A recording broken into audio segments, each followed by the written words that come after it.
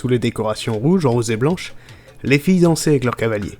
Cependant, mes yeux étaient fixés sur celle qui était assise, seule à l'une des tables, en train de scruter la foule de ses yeux bruns, et faisant tourner une rose autour de son pouce et son index. Elle s'appelait Vanessa. Elle était sans aucun doute la plus belle fille de l'école, non seulement à cause de son apparence, mais aussi grâce à son caractère doux et innocent. Je suis tombé amoureux d'elle au premier regard.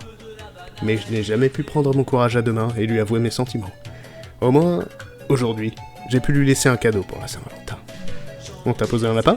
Lui ai-je demandé en l'abordant. J'imagine. A-t-elle soupiré. On dirait que t'as un admirateur secret. Je ne sais même pas qui ça peut être.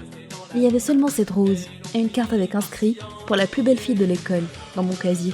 Je l'ai taquinée en secouant son épaule. Elle a rougi et souri, timidement. Du punch ? Lui ai-je demandé en lui tendant un des deux verres que j'avais apporté.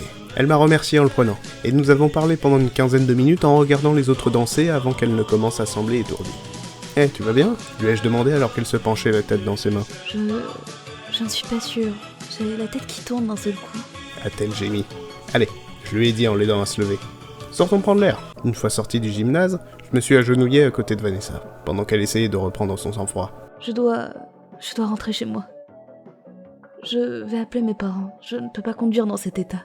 A-t-elle bégayé. Eh bien, je peux te raccompagner si tu veux, lui ai-je suggéré. Vraiment ? A-t-elle demandé. Mais je ne veux pas déranger. Ne t'inquiète pas, je n'ai rien de mieux à faire. Ai-je répondu en haussant les épaules. D'accord. A-t-elle marmonné, pendant que je l'accompagnais à ma voiture. Je l'ai aidé à boucler sa ceinture sur le siège passager. J'ai démarré ma voiture, puis j'ai quitté le parking. Mon cœur battait d'excitation. J'attendais avec impatience de pouvoir la ramener à la maison. Chez moi, je veux dire. Merci beaucoup de m'aider. M'a-t-elle dit avant de fermer les yeux. Qu'est-ce que je ne ferais pas pour mon élève préféré ?